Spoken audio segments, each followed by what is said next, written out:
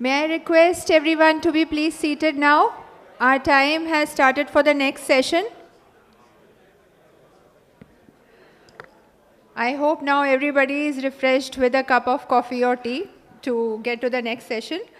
So, before I start the session, I would also like to announce that we have parallel sessions going on here. One is on creating a LNG market in the Indo-Pacific. This session is going on in the Mumtaz room. If anybody is interested, they can attend that session. Another session is on renewable energy opportunities. This session is going on in the Jahangir room. So if any of you is interested in attending these sessions, you are most welcome to attend them. And we start with the next session of our day, which is facilitating cross-border electricity trade for growth. May I please request everybody to be seated? Yes, for this session, I would like to call upon Mr. Michael Satin, Director, Clean Energy and Environment Office, U.S. Agency for International Development, India. Okay. And also the speakers, Mr. Tilak, could you please come on the stage? Mr. Anil, Mr. Sanjay, Mr. Deepesh Nanda, and Mr. Mohammad Hossain. I request all our speakers to please come over to the stage.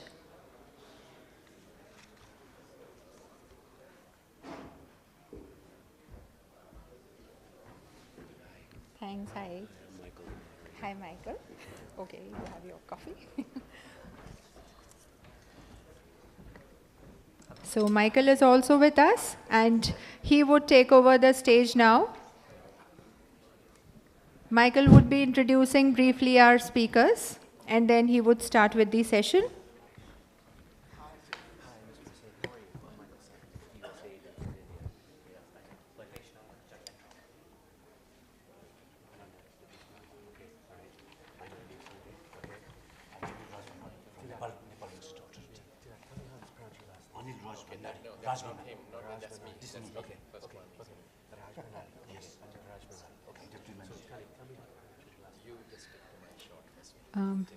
Can all the people who are seated at the back please move in the front rows?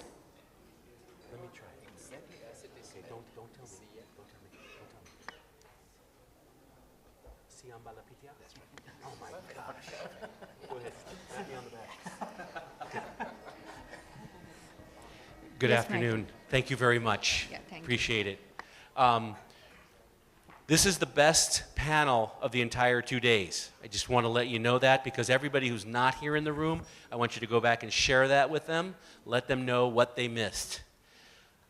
This is also the best time slot to be hosting a panel and be a part of it because we know that everybody who's in the room at this time really wants to be here. And so we are excited to bring to you, I believe, what is the final panel of the 2-day conference on connectivity here in South Asia. I hope that in many ways you have found the rest of the 2 days fulfilling and productive and added value to your own work and the work you're doing here in South Asia. We're talking today, this is the Parallel Track 3A panel, and we are talking about facilitating cross-border electricity trade for growth. That sounds like a very broad subject, and we are very fortunate to have a number of experts that touch on a good many of the subsectors of this particular subject matter. So without further ado, and because I want to give everybody ample time to both present their perspectives here and also for members of the audience to pose their questions, I'm sure you know that there is online opportunity to pose questions up here. So if you things that are coming to mind during the conversation, please go on your mobile and put those into the website and we'll make every effort to address them.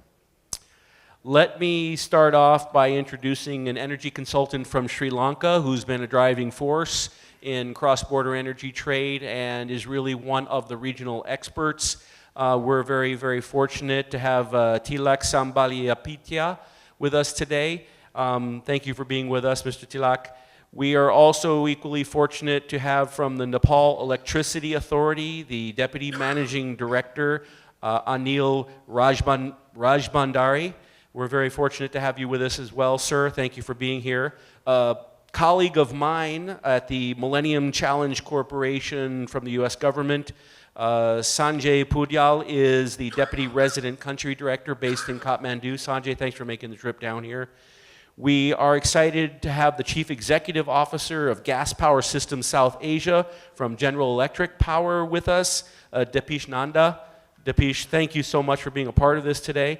And certainly not least, Mohammad Hossain, who's the Director General, Power Cell Power Division at the Ministry of Power, Energy and Mineral Resources, the government of Bangladesh, based in Dhaka. It is certainly the case that in cross-border energy trade, South Asia is challenging, but yet very, very interesting opportunity to think about how individual countries use their natural resources, how they develop their own internal energy security systems, and then how they use those opportunities as stepping stones to trade energy across borders with their neighbors throughout the region. The challenges, of course, are numerous. The policy environment is anything but clear.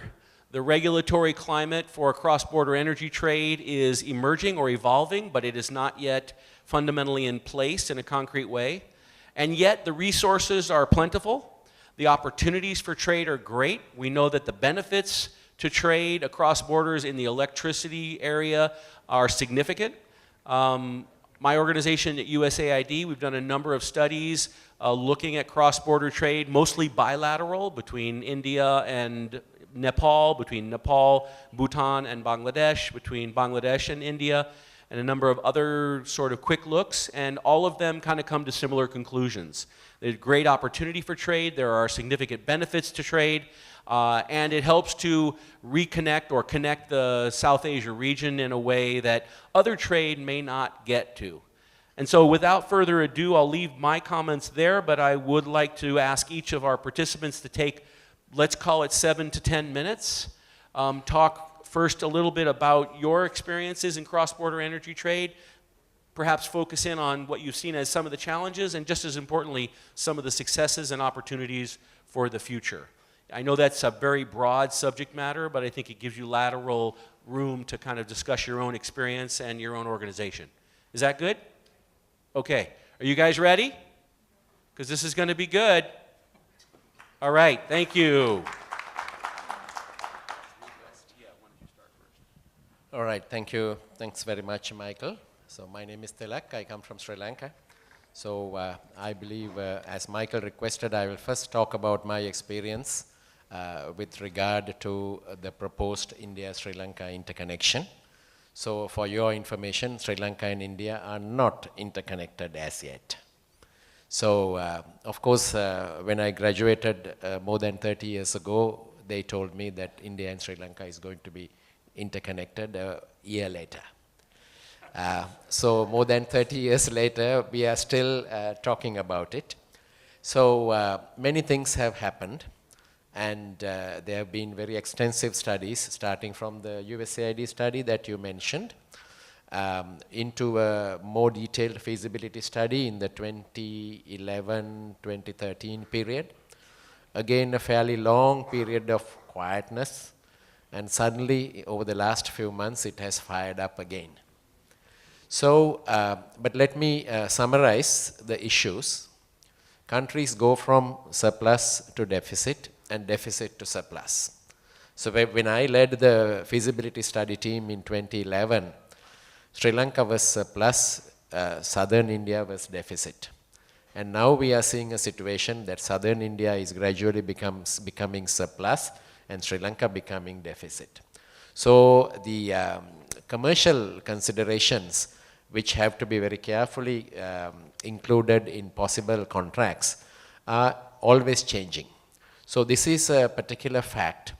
Similarly, I'm sure Bangladesh also is presently deficit, but most likely in a few years becoming surplus as well. So these considerations are more important. Of course, the general benefits of grid interconnection, such as sharing surplus capacity, sharing spinning reserve, particularly if it is a AC interconnection, and also sharing renewable energy, which is available plenty in certain parts of the Southern Asian market, whereas the other segments of the Southern Asian market is using fossil fuels heavily. So to facilitate all these interconnections, grid interconnections are considered to be good. So, but then what are the challenges? What are the challenges for Sri Lanka to connect with India? Unlike other countries, our interconnection has to be across strait, which at least should be 40 kilometers across the sea. So it can be AC, or most likely it will be DC, which has its own challenges, but benefits as well. So the technical challenges. And secondly, I would consider the difference in the way the two markets are managed. Indian market, to the credit of the people who actually set it up, are to a great degree liberalized. Whereas Sri Lanka and perhaps most of the other markets around India are not liberalized, which I mean that generation is licensed, and whereas in India, generation does not require a license. And Power Trading Corporation and similar arrangements are there to secure contracts or to manage contracts for the transfer of power. So the differences in the market mechanisms and the regulatory mechanism. So India has a particular fairly well understood regulatory mechanism, whereas in my assessment, in countries around India, including Sri Lanka, have established regulatory mechanisms, but there are significant differences in the way these regulatory structures operate compared with India. Then, of course, the business model of the ownership of the interconnection. This has been a very contentious issue as to who will invest and who will manage. Can it be a private investment? Can it be a public-private partnership? Or is it going to be a traditional transmission utility investment, and the cost of which is passed on to customers through the tariffs, through the transmission tariffs? Then would the countries share the investments, or the country that is at least in deficit at the time of signing the agreement would bear the entire cost of the interconnection? So these have been the issues that have been discussed, at least with regard to the India-Sri Lanka interconnection. I don't consider any of these issues to be as critical to the extent of not making the project happen, but these issues have not been resolved. And finally, the political thinking across the boundary is changing all the time, and particularly in Sri Lanka, the interconnection with India has been, I would say, bogged in various opinions of various parties, and perhaps at times, sometimes suspicion as to what will happen if India cuts off the interconnection. So I do not think that such things will happen, and India has obviously shown maturity in importing from Bhutan and Nepal, as well as having an interconnection with Bangladesh operating very successfully. So, but then these political fears have to be managed and have to be more carefully explained to the people at large, so that these differences are ironed out fairly early in the process. Otherwise, the interconnection will suffer. So I will stop there, perhaps to take some questions later on. Thank you very much. You covered a lot of ground there in a very few minutes. Thank you for your insights. Some of the things I think poignant points that you made 30 years ago as you were coming out of school, you heard about the connectivity of South Asia region, or at least between India and Sri Lanka, and of course here we are 30 years later, we have an entire international conference around with great hopes that still continue. I think the discussion on the surplus and deficit between the two countries and how it's gone back and forth over time is also very interesting, and the dynamics of that, something that really should be explored. What encourages deficit to perk its head up in one place as opposed to the other and then shift back and forth? And just as importantly, is there actually a balance of, is it necessarily surplus on one side and deficit on the other, and then that changes hands? Or have we seen times when there's been deficit on both the Indian mainland and the Sri Lankan and in Sri Lanka? And the same with surplus, and what has sort of influenced that phenomenon if it's the case. But we'll get a chance to speak to that during the question and answer period. Let me now turn our attention to our next speaker. Anil, please, if you would. Thank you, Mr. Satin. First of all, I would like to thank the organizers for inviting me to give my view on this forum. As basically Nepal and India is already connected from the early 60s, right, starting from the Kosi Treaty, when Nepal is entitled for the 10 megawatt from the Katay power station, and gradually evolved through this power exchange agreement. We have an exchange agreement between Nepal and India on a reciprocal basis up to 50 megawatt. Then we have this Gandak Treaty. Then we also have this 12 to 16 megawatt entitlement from Tanapur. So basically, on a government-to-government basis, Nepal and India, it interconnected through a number of 11 kV, 30 kV, and 130 kV lines. But lately, in 2016, this Talgbar Muzaffarpur 400 kV line was commissioned, and this particular project, 400 kV, designed at 400 kV, was commissioned, and it was implemented on a public-private partnership.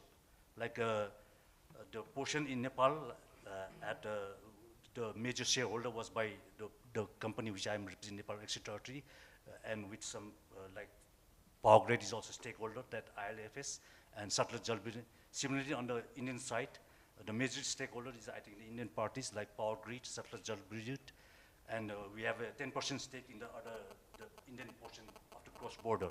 So this Talgbar Muzaffarpur line was, although it was designed for 400 kV, in 2016 February it was operated at 130 kV line, and at that time we were importing around 80 megawatt.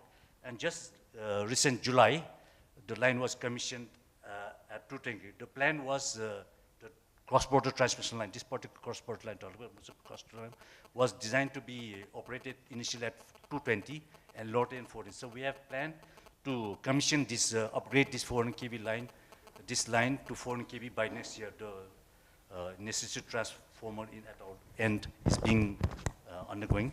So with these various interconnections, right now Nepal is in a deficit.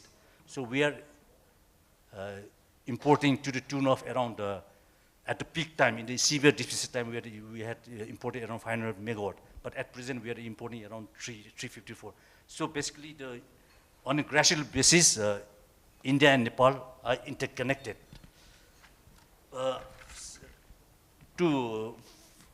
As we know that Nepal's only resources is hydro. As per government statistics, we have a potential 42,000 megawatt. So it's a huge investment required. Though our peak demand at the moment is 1,500 megawatt, so gradually, based on the government target growth rate, so it will, next 10 or 15 years, it won't even cross 5,000 megawatt. So the only market for this 42,000 megawatt is obviously our near India. And for that, we need number of high interconnection lines. But interconnection lines, as far as the legal framework, we have this SAARC framework agreement, and similarly the PTA, Power Trade Agreement with Nepal and India, where there is elaborate provisions that there is no non-discriminatory access to the grid and provision for future development of transmission line. But what I consider one of the major issues, what I consider is that the recent guidelines issued by the government of India regarding this cross-border electricity trade, there is preferential benefit for the Indian private investment. Like if you want to import from Nepal, then if it's a private entity, then the major stakeholder should be the private entity. That is crowding out other private entities, like all the, so there's no advantage for other international private entity. So this is one of the issue. And second, in the guidelines, although this is open for this trading, cross-border power trading through the power exchanges, where you can do trading on the basis of day-ahead market, but the day-ahead market is not allowed in that particular guidelines. Only the weekly is allowed. But although in the exchange, right, at present, I think what I reckon is that most of the trading is done on demand on a day-ahead market. So these two issues need to be sought out so that more foreign direct investment, not only from the Indian private sector, but from other countries also could be managed. Thirdly, to facilitate this cross-border power trade, what I see is that, like if you want to trade power through to Bangladesh, obviously we have to go through the Indian grid.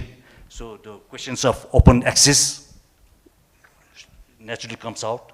And secondly, when for a large-scale power export or import, naturally the grid, at least among the BBI in region, Bangladesh, Bhutan, India, and Nepal, the grid need to be synchronized. So for that, the grid code necessary policy, like for instance, policy harmonization, for instance, grid codes, policy standards, operating procedure, they need to be streamlined. And regarding the dispute resolution mechanism, since this cross-border involves tremendous amount of money, I mean, it's a commercial, it's a high risk.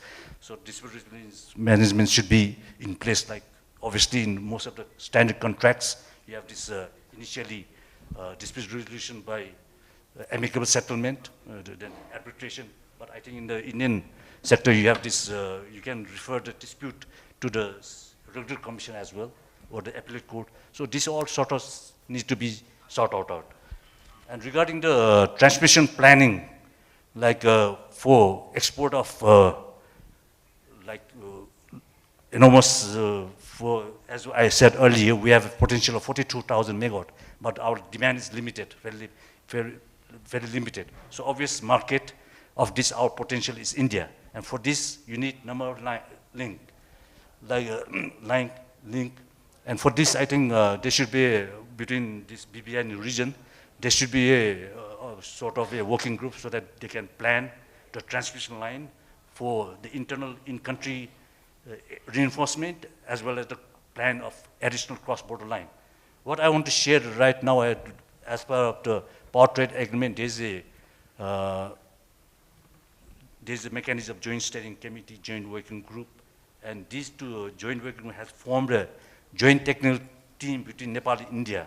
And in that committee, that Nepal authority personnel and power grid personnel, they have sat together and they had a plan for a number of grid line, and through that, that study, a number of links for future development were identified. One was Gorakhpur, linked to Gorakhpur, the other one is Bareilly, Purnia, Lucknow. These are the links that was identified. So I think this should be regularly in place, and obviously this planning exercise is a very ongoing exercise, so this needs to be regularly updated.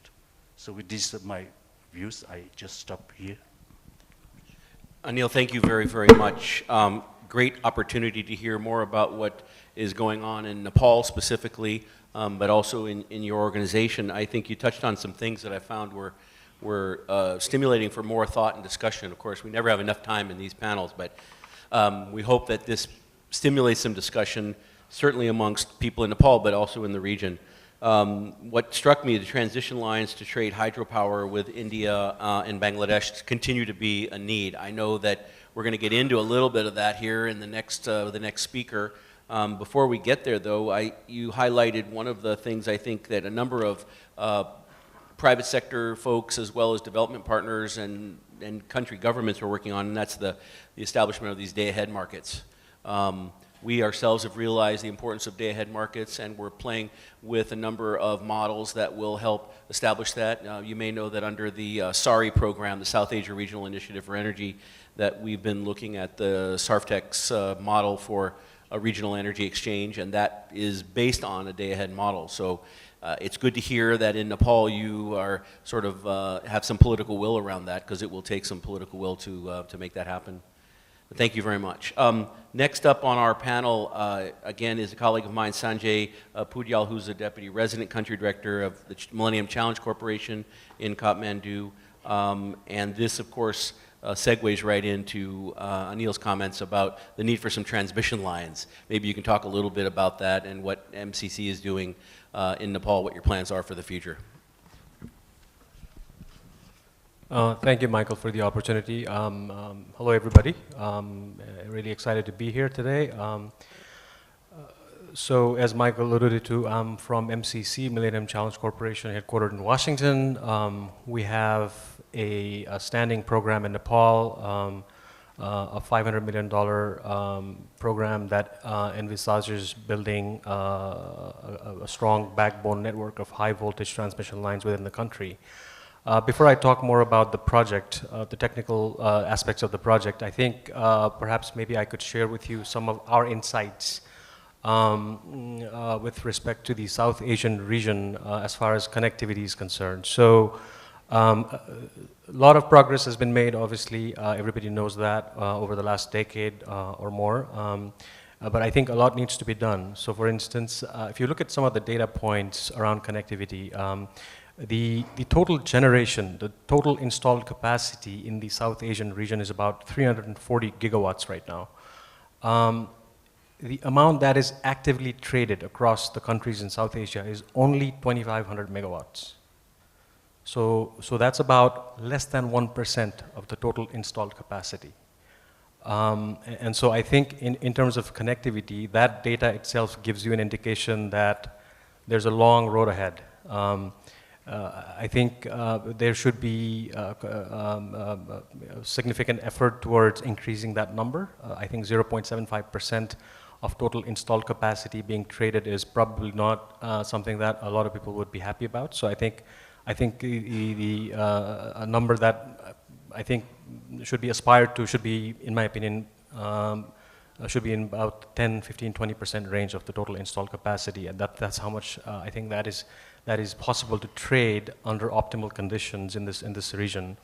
I think electricity is such a important commodity, and I think because of that, it is looked at very strategically. But I think from the perspective of enhancement of connections and trade, I think it should probably be looked at as a tradable commodity rather than a strategic commodity. I think that's one of our views of what's happening within the region that we could glean from. Some of the other things that I think that we've noted, I think is there's a tremendous amount of opportunity, I think, in reduction in greenhouse gas emissions in the region by exploiting the hydropower potential of some of the countries. And I think that should definitely be a vision, I think, for the region collectively. Nepal and Bhutan have huge amount of export potential. I think numbers indicate that in the longest run, they will probably not even need 15% of their total potential generation. 85%, I think, if they're able to exploit their resources, their clean hydropower resources, they should be able to export about 85% of what they produce within country. And that should go a long way in carbon sequestration and greenhouse gas emission reductions and things of that nature, which I think should be part of the goal. Given a lot of the climate change effect that we're seeing in the Himalayas, I think that should be a goal. Now let me come back a little bit to what we're doing in Nepal with respect to the MCC Compact. So the focus of the compact, MCC Compact in Nepal, is to invest in its transmission sector, obviously. And the pinnacle, I think, of this project is the interconnection with the Indian grid. Even though 99.9% of the investment is happening within the Nepal borders, the linchpin, if I could say that, the linchpin of the entire project is the interconnection with the Indian grid, and the expectation that that is going to enhance regional integration. The compact is valued at about $500 million, with Nepal government adding on another 130 million. So there is a strong commitment from the host government that we are very excited about. It's certainly a lot of money, I think, for any country, and for a country of the economy of size of Nepal, it's certainly a significant amount of money. And so a total of $630 million that we have in enhancing Nepal's transmission backbone and the connectivity to India. Now, one of the unique attributes to one of the unique attributes to the MCC Compact is that it's predicated on a strict 5-year time frame. So, if we look at the region, it's very prevalent that a lot of these projects suffer a significant amount of time and cost overruns, and so it's a challenge for us, and that's why I guess our middle name itself is Challenge, Millennium Challenge Corporation. But we've taken this step to not just make an investment in Nepal, but try and leave an example of how a project of this magnitude could be completed within time, and be able to impart that the set of best practices that allows us to be able to embark on such a large undertaking and have the ambition to complete it within time and within budget. And so it's not just the money. I think it's the practice, the legacy. I think that we're hoping will come to fruition. One of the other reasons why MCC decided to invest in Nepal's transmission network is because what we realized was that there was a lot of focus from within country by the government as well as by the private sector in investing in large hydropower, mid-sized hydropower generation projects. However, there wasn't as much focus on investing in transmission. And so we identified this missing link within Nepal's backbone that we thought was crucial. If all of the generation projects that are being built right now are to be delivered to market, the missing link is the transmission network, without which the investors, the developers of the generation projects are not going to get returns on their investment. And so that missing link is something that we identified, and we negotiated with the host government, for which there has been an agreement that's been signed in September 2017. So I think the intent of the intent of wanting to fill this missing link is twofold. I think in the near term, I think Nepal's ability to Nepal will be able to utilize this particular cross-border interconnection in being able to import significant amount of its own domestic needs. And then in the next 3 to 4 to 5 years, when Nepal is expected to have surplus based on a lot of the generation projects that are being constructed within country, that same line can be utilized then to export clean hydropower energy to India. So it's a win-win situation for both the countries, with the commercials having to be worked out. Let's see. This is a very blessed region in our sense when we look at the unique generation and capacity mix. So India and Bangladesh obviously are primarily coal and gas market, whereas Bhutan and Nepal, as I mentioned earlier, are predominantly hydro. So and there are natural complementarities within the region. For instance, if you look at the demand-supply cycle. So for instance, the demand in the region tends to vary on an hour-to-hour basis, on a day-to-day basis, month-to-month basis, season-to-season basis. And there's natural complementarities that can be taken advantage of to fulfill this variation of demand. For instance, Saturday is a holiday in Nepal, whereas Sunday is a holiday in India. So naturally, because of that, there are variations in demand. I mean, on a holiday, there's lesser power need to power offices and so forth. And so that's just one example. There are obviously many other seasonal sort of examples. Nepal has huge amount of surplus in the wet season, which also happens to be the summer season. And India, obviously, being a tropical climate in the summer season, requires a huge amount of energy to fuel its air conditioners and many other needs. So I think these complementarities are there to be taken advantage of. And so I think that's just one unique attribute of this region that we see as a crucial sort of an enabler for investments. One of the other things that we've also noted is that the trade, the cross-border trade in energy is not just about meeting each other's electricity demand, but it also can be, if it's utilized to its optimum capability, it can also help reduce future capital investments in future generation plants. And studies indicate that if this region optimizes its regional trade capabilities, that can lead to roughly about $17 billion of reduced capital investment needs for new generation plants in individual countries. So that's a huge number, I think, that I think excites us when we look at these data. And so, as far as policy modifications are concerned, there's a lot of talk about policies not being conducive to investments, to better connectivity. But I think there are genuine steps that have been taken to smoothen out policies, to improve regulatory frameworks.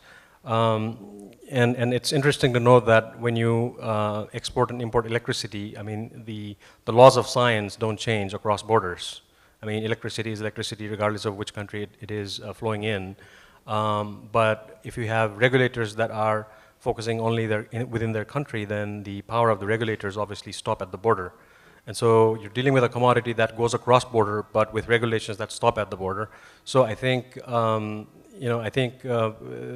therein lies an opportunity to, I think, have a common sort of a regulatory platform that is not just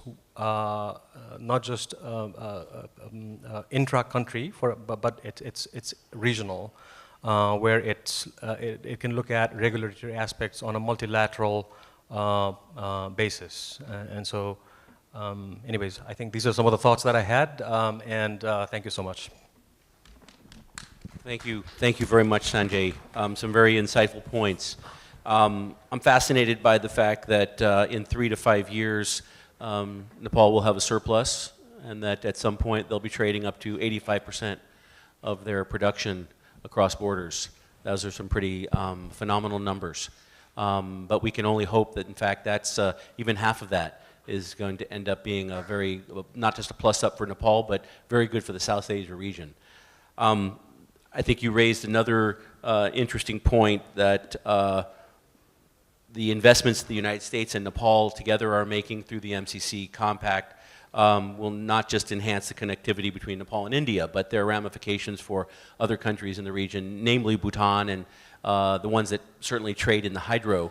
But we're hoping that even those transmission lines eventually reach down far enough into India so that the thermal power generation is also being traded along those same lines. Thank you very much for your comments. Very insightful. I want to turn now to Deepesh Nanda. As I mentioned earlier, he's the Chief Executive Officer of Gas Power Systems South Asia General Electric Power. Hoping that you will give us some insight into the private sector thinking on this. And I'd like you to think about sort of focusing in on one thing that has come up time and time again. We've done a lot of talking about the regulatory framework, about policies and the legal framework that kind of drives trade, drives all of it, including generation, but also trade and distribution. If you can talk a little bit about, in your experience, the power planning. And is there a need for, do you see a need for something like regional transmission regional transmission planning that can aggregate the transmission planning that's taking place in each individual country? Is there value in that at a regional level? And do you have impressions about what might work in trying to tool up a model like that? Sure. Please. Yes, so my name is Deepesh, Nanda, and I take care of GE's gas business for South Asia. To begin with, I would actually include Pakistan and Afghanistan also in this particular discussion. With that, it gives us a market size of 1.8 billion people to cater to. And the other comment is that how I wish this room was with more people listening to a discussion of this sort. This is just kind of symptomatic of the fact that the interest in the regional connectivity is at a very low ebb. I mean, the fact that the data Sanjay just shared, only 2.5 gigawatt out of a market of 340 install base is actually being traded between countries, which is abysmal, which is actually nothing. While I do appreciate the needs of countries like Nepal, but I'll give you my perspective from the private sector as to what's exactly happening on the ground when it comes to capacity addition. So let's begin in this order. So let's first go to Sri Lanka. GE has 100% market share for all the power generation in that country.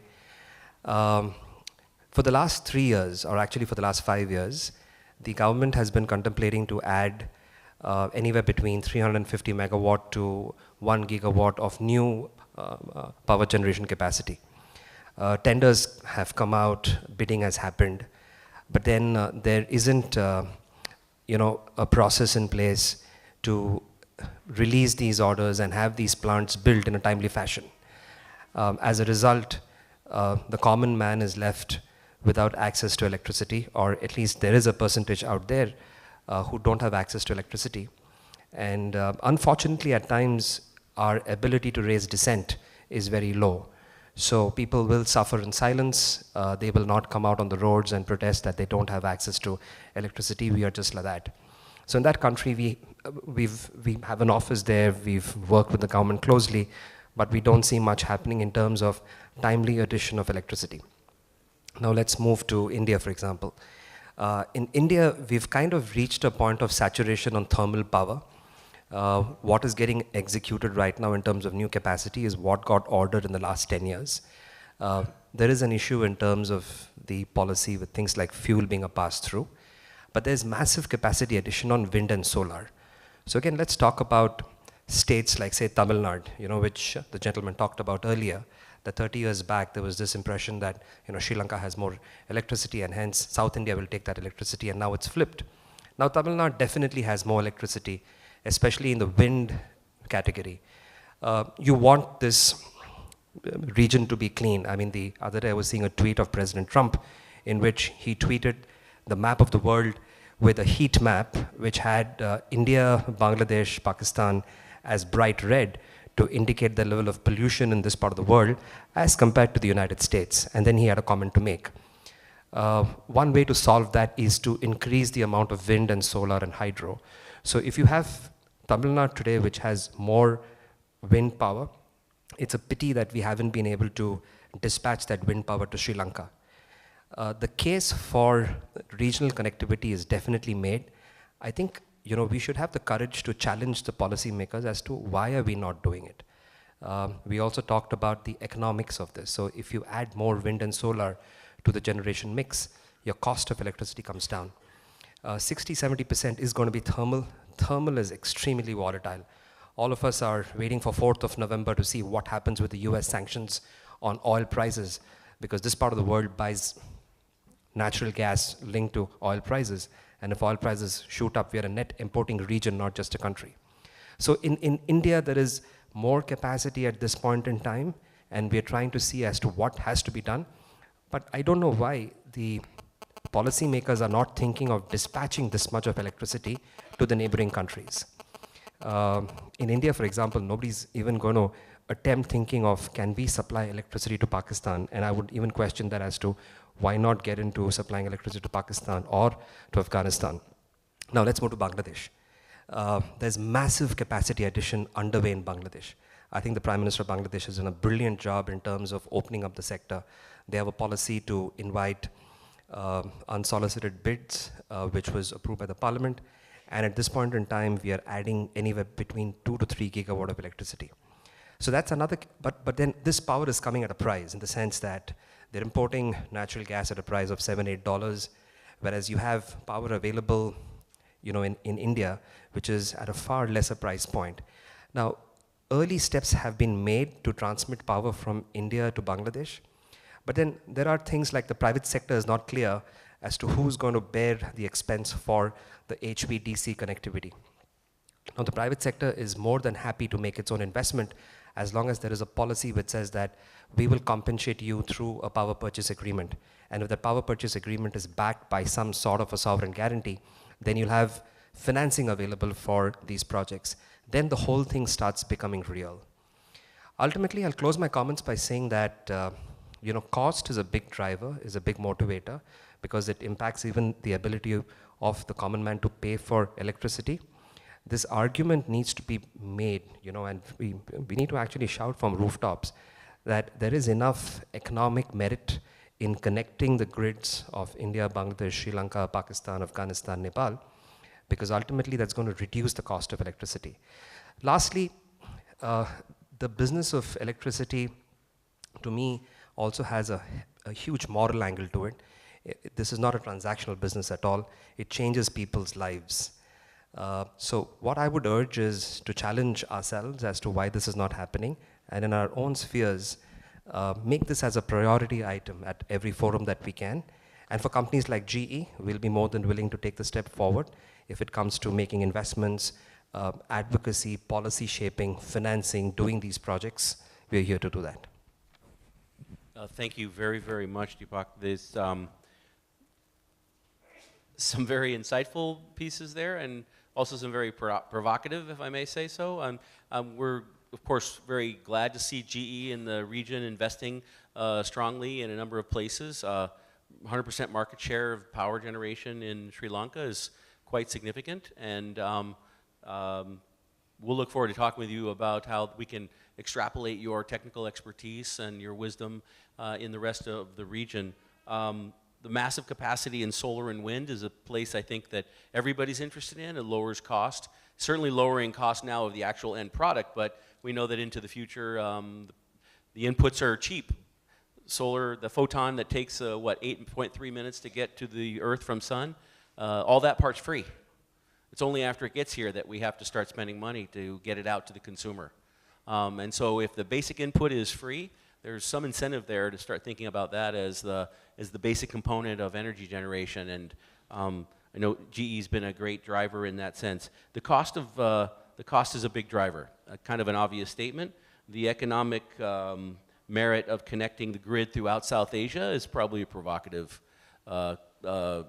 idea, but it's something that merits consideration certainly into the future, and it would be fascinating to have that conversation because there's all kinds of hurdles in that planning.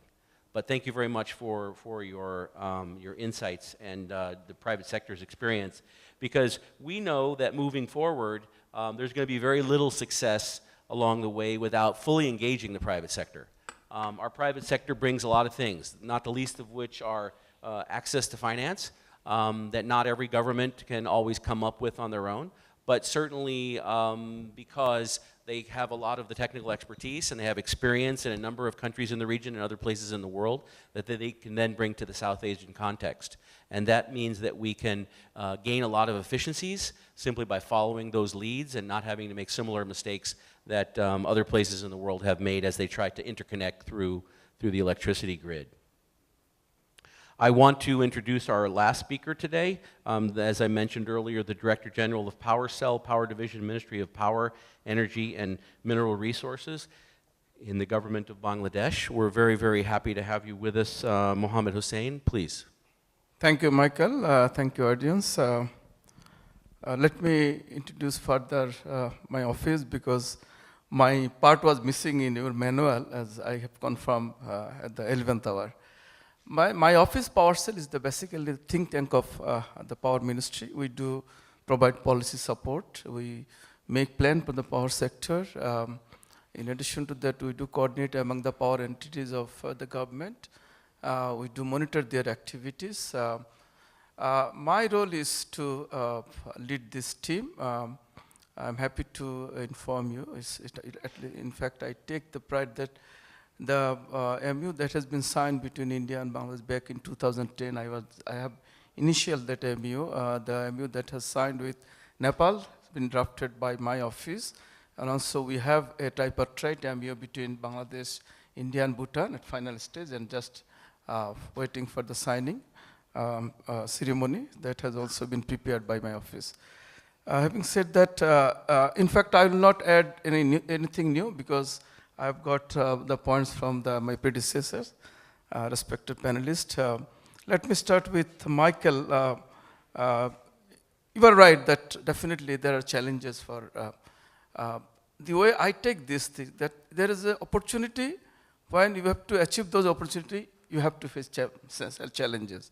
And that we have at least proved that we could overcome the challenges if we have the will, the political wills, and as well as you have the intention to do better for the nation.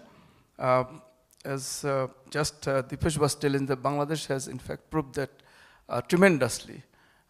Back in 2009, we have a generation capacity of 3,200 megawatt. Now we have a generation capacity of 20,000 megawatt. And as far as this cross-border trade, there have been definitely challenges. We have a long debate with this, at least the SAARC nations, that whether we should go by bilateral ways or the regional ways, with the rationale that, okay, bilateral agreements will be a building blocks for future regional trade. We have started with bilaterally, and now Bangladesh is importing more than 1,600 megawatt, and in future it will be, at least within next 2 years, it will be 3,500 megawatt. We have established cross-border with Beramara and Baharampur and Tripura and Kumilla. While we have been doing it, in fact, the way I see the future challenges, as Mr. Tilak was also telling, that we should not consider ourselves as only a receiver or the other as only the provider. In fact, we have a very good diversity in terms of seasonal diversity, even the round-the-clock diversity. And even right now, though, we are importing 1,600 megawatt from India. At the moment, we have, winter has not yet started, but we have a surplus capacity of around 6,000 megawatt. And in fact, if you want to maximize your economic scale, I think we should think in that way that let us don't think it's only buying, importing or exporting. Let us feel that it's a trading. It's trading for from either side. And that is how why we think that in future we may face more challenges for going for long-term contract, because that will obstruct us to in fact utilize our own mega projects. Like we are implementing some big coal-based power plants, nuclear power plants of 1,600 megawatt, 2,000 megawatt. So when winter comes, the demand comes down to say 4,500. So we can't, in fact, shut down those mega projects. On the other hand, we'll have a contract with importing. So the solution is that, as Anil was telling, that we should have access to the power exchange. We should deal with the demand of the day, I mean the day-ahead market. So in fact, a lot of work has been done, particularly thanks USAID for this SARI project.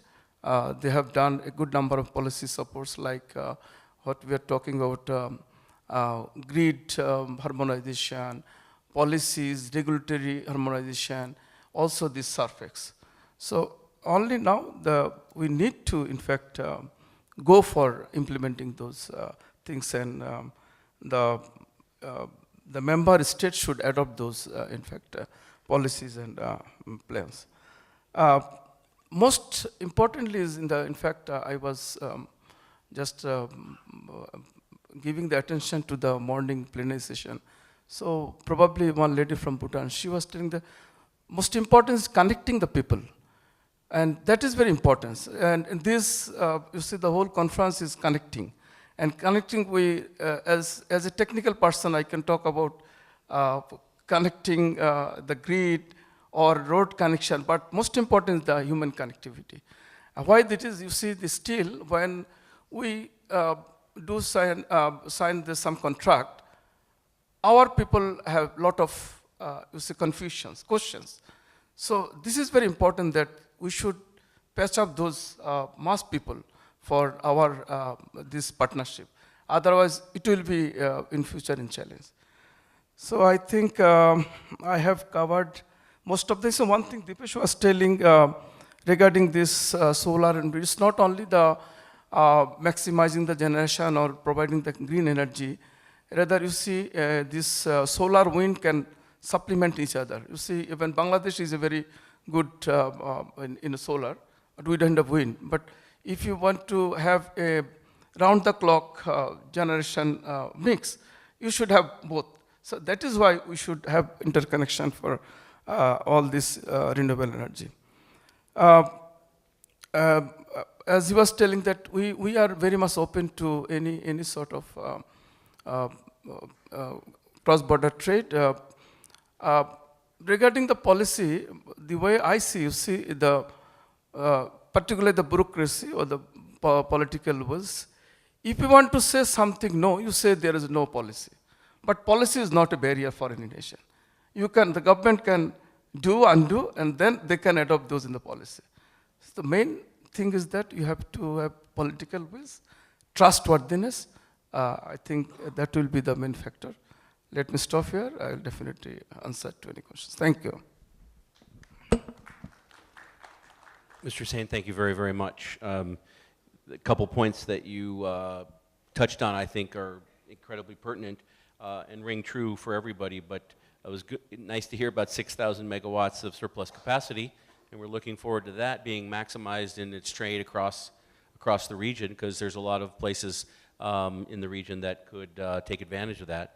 And of course, we've realized for a long time the importance of the regional exchanges, the opportunity to trade under best practices with a fair regulatory climate, good policy that encourages investment and sustains that investment so that there's not only a level playing field, but the consumer is protected, that's based on free market economics and also a fair rule of law sort of approach that we believe also should include some sort of, I think it was Mr. Anil who made reference to the importance of dispute resolution in the region. And that, I think, is a piece of what you're talking about, not to put words in your mouth, but I think they go hand in hand, and we recognize the importance of that.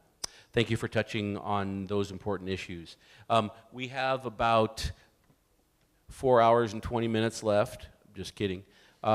We have about 25 minutes left in this session, and I would like to open it up to some questions. There are questions that have both been posed online through the Slido.com site, and we have a few of them tooled up for us to consider. And then we'll get to taking a couple hands in the audience for those of you who, and I'm going to kind of spread these questions out according to who might want to field them, but I want to make sure everybody gets a question to answer. So if there's something that rings true for you, please let us know. You can see here that they were tooled up with specific people in mind. So feel free, if you don't want to answer that question or it's not something in your bailiwick, pass it on. But the question that was posed for Mr. Tilak is what kind of cross-border energy trade investments is Sri Lanka looking for in the next 5 years? And that'll be interesting to hear with General Electric in the room. Sri Lanka is planning for possibly a 500 megawatt interconnection. It may be even 1,000 megawatt. And we are looking at an investment of in the range of about $400 to $700 million, particularly because as a marine connection, the interconnection is more expensive than elsewhere. So $400 to $700 million if you have, bring it into Sri Lanka and build this power highway.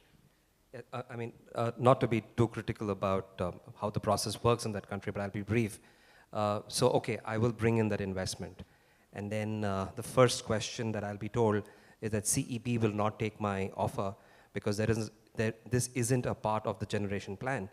Then we'll have to redo the generation plan, and that's a process by itself. After that is done, you again go back to the government. They said, look, we don't have a process of taking it directly unsolicited, so let's do a bidding process. Then the bidding process will start. Once the bids come in, there is an evaluation committee which will evaluate it forever. And at the end of it, there will be a winner who will be announced. Once that winner is announced, an intent of award, not the award intent, but the intent to award is released to the bidder, and all other competitors are given 2 weeks notice to go and contest that award. Everybody practically goes to court. Then the courts jump in, and there is an attorney general who is consulted by the Prime Minister's office or the power minister who does not want to give a comment. They will wait forever. Then the courts come in. It goes to the apex court. It goes to Supreme Court. Supreme Court meets, one judge is absent. It happens 5 times. End of it, it'll be 10 years before the project will happen. I think we need to challenge that as to how do we bring in practicality of giving electricity to our people. If you don't get me wrong, this is first-hand experience. And I've been running this business for South Asia for the last 10 years. You want me to respond? Yes, okay, quickly. Yeah, without it being necessarily a political debate and putting you on the hot seat here. I mean, the private sector does come in with some concerns. Yes, those are, I think, practical and they're justified. But we're not asking you for the definitive answers and how you're going to make it all better. But what's your impression? Well, procedures are established in countries. So I can answer some of your concerns. I think you are particularly referring to one project which is bogged down in various legal arguments for the last couple of years at least. But all projects have not been so bad. But when it comes to cross-border energy trade, it is included in the generation plan as a scenario. So what is first required is a decision, is a policy decision for it to be implemented. Then, of course, given the regulations, it has to be, although I, very simplistically said, bring your money and invest, there has to be a competitive process because that's how it is established. So, of course, there is a separate procedure for unsolicited proposals as well. But here, I doubt very much whether Sri Lanka's first interconnection will go on the unsolicited route because there are quite a lot to be learnt as to how it will be done. So I personally expect it to be done as a conventional project, as Bangladesh did their first one, as Bhutan did their first one, as a conventional projects agreement between the two governments or between the two power entities. But exactly how it is financed is where the opportunity will be for the private sector to participate, and of course contracts for experts in the field who are not many around are always open. Thank you, Mr. Tilak, and thank you, Deepesh. This is not easy territory, right? But if it were easy territory, we wouldn't be here. And what I think is important to take away from this is that there are challenges, and everybody recognizes that, but the challenges can be dealt with. I like to think that the United States has some of the tools and experiences to help us address these, and in the work we're all going to do going forward, our private sector entities involved, along with our government entities, I like to think that we'll find solutions to these, because there's certainly a need for streamlining and making them more efficient, and it's in everybody's best interest.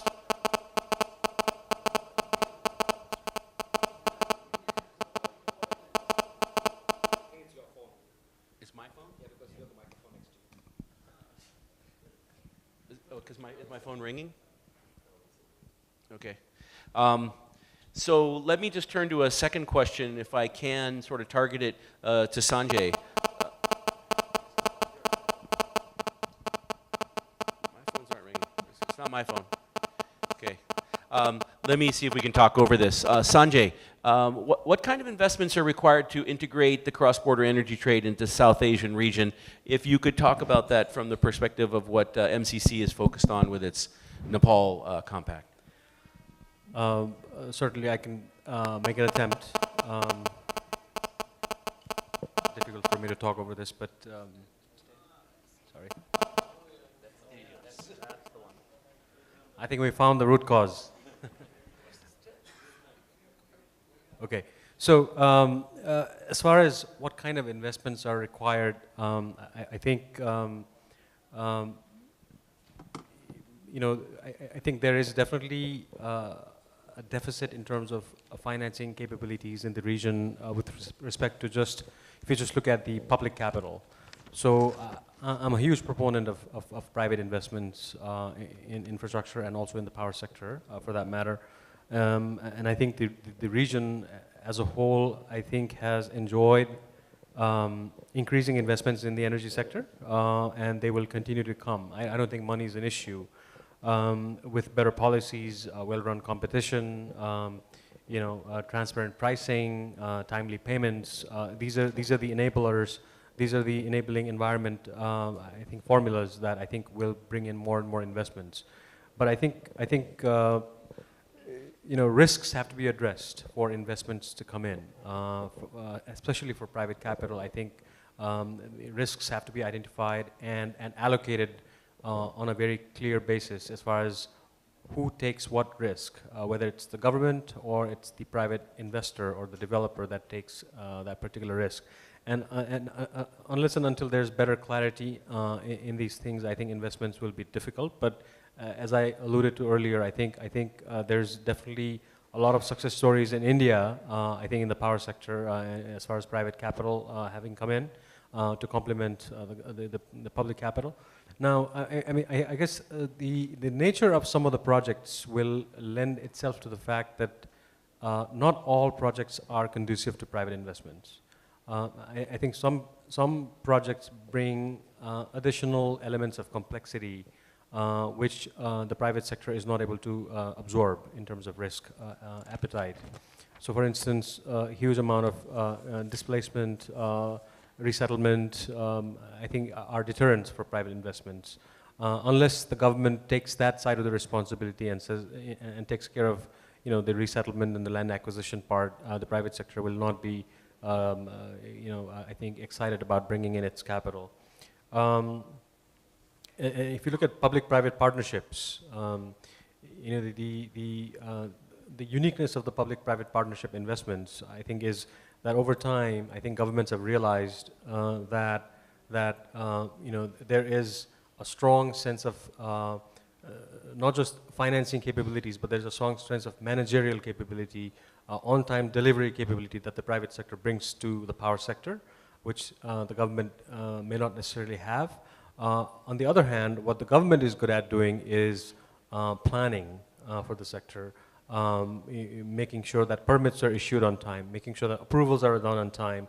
And I think this is a match that has seemed to work quite well, with both sides having figured out what their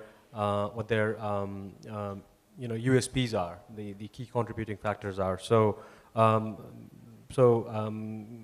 guess those are the things around those are the things around investments. I think also some of the issues around policies to attract more investment, I would say are you know, open access policies, where you know, the lines are not necessarily dedicated for a particular generation plant, but are open to you know, providing access to other generators of electricity. And I think that then lends itself to a fair and open system where everybody has access to. So buyers and sellers. It's a market-driven approach where a pool of buyers are talking to a pool of sellers and transacting through a open, fair, common network of transmission. I think that I think there's a lot of investments and policy reforms that are required to enable that to happen. And I think, you know, for the region, what that, in my opinion, what that means is, as I mentioned earlier, the amount of energy traded as compared to the total installed capacity is less than 1%. And I think similarly, if you look at the per capita consumption of energy in this region, I think it's around 500 or 600 kilowatt hour per capita. which I think is about 6 times less than the global average. I think the global average stands at around 3,500 or 4,000 kilowatt hour per capita. So, you know, these are the metrics that I think you can measure, you know, by making sure that the investments are being channelized properly and that the policies are being reformed properly and that there's true enabler to cross-border trade. And over time, as you see these indicators improve, I think that's when you know that you've really made a difference. So thank you. Thank you, Sanjay, very much. We have time for a couple more offline, and then we'll open to the audience for 2. So let's call it. We have 3 more questions. I think that'll take up our about 15, 20 minutes left, and I don't want to go over because I know it's we're quickly approaching holiday season.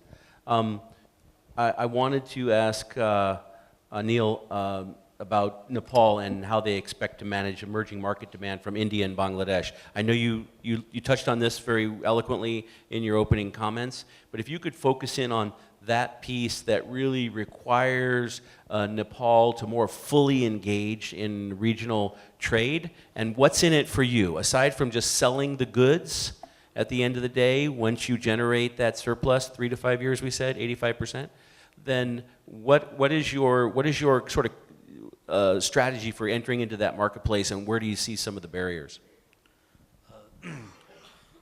As you see, many projects are presently under construction. Like 2000, we are expecting 2000 addition in our system. Presently, our installed capacity is just 1000 megawatt, whereas 2000 megawatt is under construction. So in a 2 years' time, we are expecting surplus during the wet season. Now, I'm not talking about the dry season. During the wet season, we are expecting at least to the tune of 500 to 600 megawatt surplus during the wet season. So, since we have also this Talkibar-Muzaffarpur cross-border line, which is expected to be commissioned at 400 kV with a carrying capacity of 1,000 megawatt. So, I mean, you have that infrastructure, the line is there, 500 to 600 megawatt is the surplus capacity. So, I think there's an opportunity we can be realized in this. But as far as the long-term firm demand from India and Nepal, for that, obviously one has to be in the least generation exchange plan, because hydropower is a lumpy investment. The investor will be seeking a fair return. So for the seasonal part, I think there's not much of a, as far as the infrastructure is concerned, there's not a question. For India, but for Bangladesh, either there should be a wheeling arrangement, the open access, or there could be a back-to-back arrangement, selling to India, and India selling to DAC, and the back-to-back arrangement. That sort of things can be worked out. Yeah, thank you, Anil, and I think it speaks highly to this. We're seeing a lot of bilateral trade, or we're seeing it emerging anyways, and some of it's very fluid between countries. But that kind of sort of strategic thinking, I think, will lead us to a more multilateral trading environment, where where fixed, exchanges will be important, but also where there's going to have to be a good amount of political will. Mohammad, Hossain, if I could just ask you quickly to address this concept. This may not be in your wheelhouse, and you'll forgive me for putting you on the spot, but I can't leave this session without kind of making reference to this. Given your, Bangladesh is a place near and dear to my heart. I spent a couple years based there in Dhaka. Love the people and love the country. And so I'm concerned about things like air quality that we also think about here in Delhi, and impact on public health and these sorts of things. And so that leads us down the road in the energy discussion about how we integrate more renewables. In Bangladesh, where we are very driven by gas and oil markets, and energy is, in some way or another, especially in big cities, part of the polluting problems. How are you seeing this issue with respect to integrating renewable energies into your mix? How are you seeing that juxtaposed against your current electricity generating and consumption capacities? You see, though we are the least contributor to climate change, we are the worst sufferer of this climate change effect. And given that, in our, in fact, policy, we have made a policy for the renewable energy, where 10% of the generation mix will come from the renewable energy. And though we don't have more, so much diversified resources, the proven resource is the solar. And you know that we have explored our best in the solar. We have installed 5.3 million solar home system in the country, which is providing electricity to more than 25 million, I should say, underprivileged, ultra-poor people, because they are living in the islands, remote areas where grid is not available. We are trying to scale those up through mini grids. And as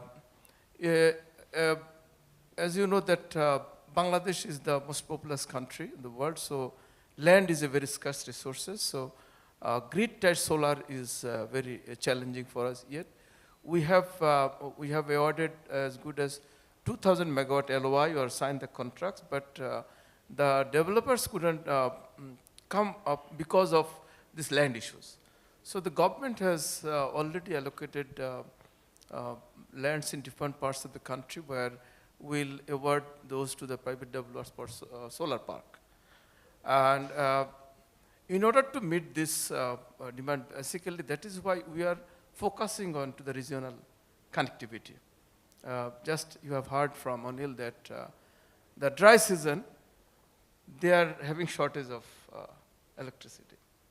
And wet season, they are having surplus. We are at the reverse side. We have in the dry season, we are surplus. And in the wet season, we are deficit.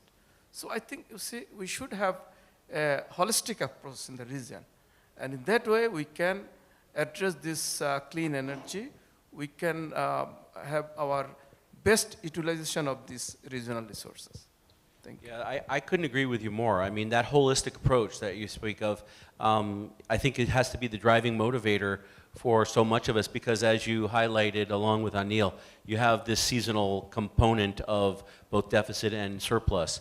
And I want to say, without patting ourselves on the back, that that's kind of where we're coming from as well. The United States and our investments here in South Asia are opportunities to support governments in their initiatives to drive better energy security, is really around using the collective power of South Asia and how they both generate and consume electricity in an integrated fashion. I mean, that's what connectivity at the end of the day is all about. We recognize that we are stronger if we work together on providing some of these key inputs to productivity, to quality of life and well-being, and to economic growth and development. And there's no, in my opinion, I like to think you all agree with me because we're in the same sector, but in my opinion, there's really no better way to start that off than by addressing it in the power sector. And many of the other sectors that we think about and hope to develop and expand opportunities for people will come about in large part because the power sector has played a strong role in driving economic growth and development. Before we close, I want to get if there are questions in the audience, one or two. We're running up against the clock here. I can see my boss back here, Susan. She's perusing the ground for any of you that like to ask a question. But if there's one or two questions in the audience, please raise your hand. I hope some of them were answered on the screen because the internet slido.com was where all of you had access. But if there's anybody who didn't get a chance to access that, please raise your hand. Oh, thank goodness, we got one. I have the question to Mr. Sanjay, that as you have mentioned about the grid connectivity between the India and Nepal, and the MCC is mainly focused on that. What's your take on the Indian that regulations that gave the preferential treatment to us, the Indian investment? What's your take? And this question also I just want to put to Mr. Deepesh also. Well, thank you for the question. So my understanding of the regulations is, first of all, they're still in draft stage. They have not been released or approved yet. And there are guidelines that have been issued, and on the basis of these guidelines is what the regulations are going to be drafted on.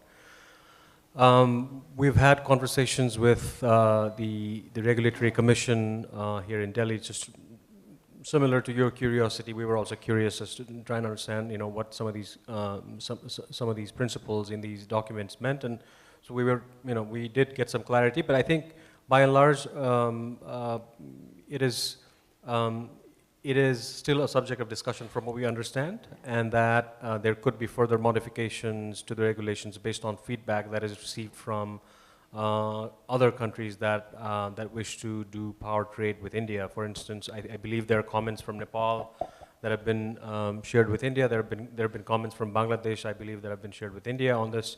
So my understanding is that the regulations are still under discussion and not approved yet.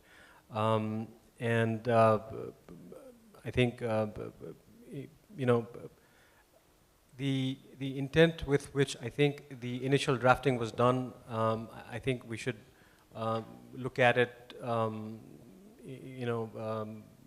neutral terms, first of all, in the sense that I think there may have been some genuine interest in wanting to draft it that way, but I think there is some logic in wanting to look at these investments on a case-by-case basis, and I think that's what the regulation is trying to say. Rather than giving blanket approvals, I think some of these investments may merit a case-by-case review, and I think that's my understanding what the regulations were trying to say, which are, again, I think in my understanding, in draft stage. If anybody else wants to comment, please feel free. The deals which have happened of late that we've seen between India and Bangladesh, Bangladesh is offering a PPA, and that's when the financing of the project becomes viable. And the Bangladesh PPA is super strong, I'd say. I'd say one of the best in South Asia, because it offers some sort of a sovereign guarantee. The issue that we're trying to solve is who's going to build the transmission line. And I think the private sector is open, but then, transmission and distribution is one segment which has not been liberalized, like how the generation part has been liberalized in most of our countries here. And then the next question, third, is how will you compensate the investment that goes into the transmission segment? So if you have to build an HVDC line, I think both governments, in this case, India and Bangladesh, are clear that we'll have to build an HVDC line. And they're also willing to give a path. I'm sure Mr. Mohammad can comment and talk about this more eloquently. And I think the next step that will happen is they will come up with a financial model as to how that investment gets paid back through some sort of a tariff mechanism. The good news among all this is that there is enough capital to be invested, and it's available. It's available through international agencies, multilaterals, ECAs, the private sector bank. AIIB could be a fantastic avenue because it's very contextual in terms of having projects in South Asia, which is their mandate. So this is the kind of framework that I think will evolve for these large projects to take off. Thank you very much, Deepesh. We're going to take one more question from the audience, if in fact that exists.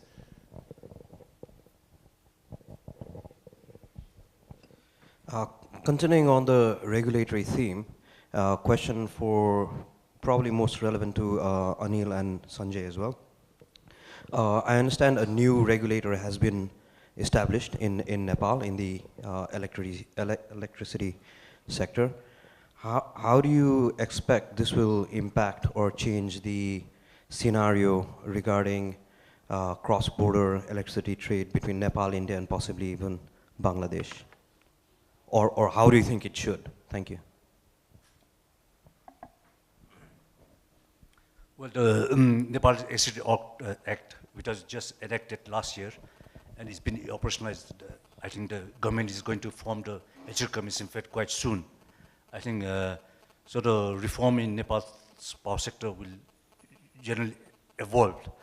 So I think since the power sector in India is much more developed, so I think Nepal also will follow on similar lines. So I think all the interest of all the stakeholders will be taken care of by this regulatory commission. So I think that's what I can I just want to make a comment there quickly, is that the Indian power sector for the last 10 years is going through a lot of strain. So you may want to reconsider if you want to really look at the Indian model for Nepal, I would probably direct you more towards the Bangladesh model. Thank you very, very much. If there are really no closing comments from our panel here, please. Deepesh tempted me to at least announce one very good news that we have already opened up transmission for the private sector. So this is another milestone for Bangladesh. Thank you. Look at that, we inked a deal right here. Okay. Thank you very much to all of you. I want to say thank you to the audience. This has been an incredibly productive and fruitful conversation in my book. I've learned an awful lot. You have shared some perspectives from your countries, but also from your personal experience, which I think is just beyond value. I also want to say that the United States, through the U.S. Agency for International Development and our colleagues in the Department of State and a number of other agencies in the government, continue their efforts to support governments on their road to energy security. It's an important element of what we do and our policy, our vision here in South Asia to help institutionalize stable, prosperous well-being in the South Asian population. That's a goal of the United States and has been for a long time and it'll continue to be.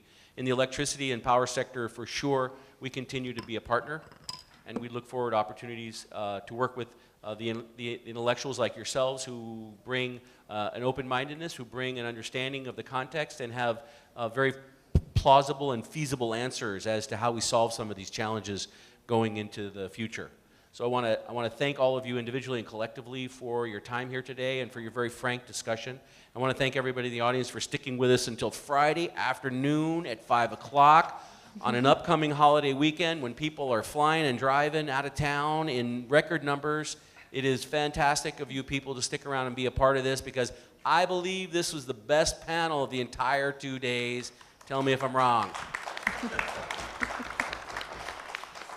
And finally, let me just say that for those of you in the region who are celebrating and those of you who are not, a very, very, very blessed holiday, prosperity, good health, happiness, well-being, and peace to you and your families on this upcoming Diwali. I wish you all extraordinary blessings. Namaste. Okay, great. So Michael has thanked everybody, and I would like to thank Michael for being a wonderful moderator. And now to present the E3 certificates as mementos in recognition of your presence as speakers, I would like to invite my colleague Susan to come on stage and hand over the mementos, please.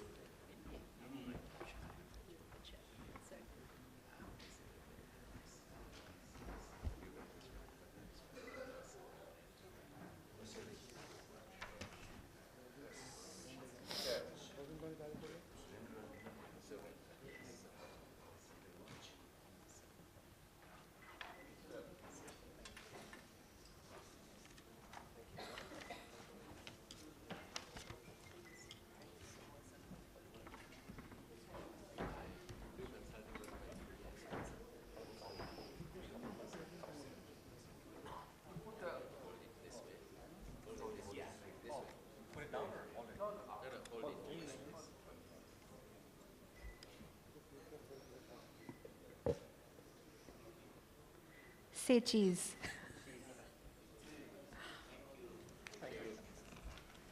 Okay. After this wonderful picture, let's all just have some tea and coffee and refresh ourselves. After 15 minutes, we all would gather here at 5:15 for the concluding remarks and looking to the future. Thank you. For tea and coffee is arranged at the back of this hall. You can just go to the back side and have your tea and coffee. Thank you.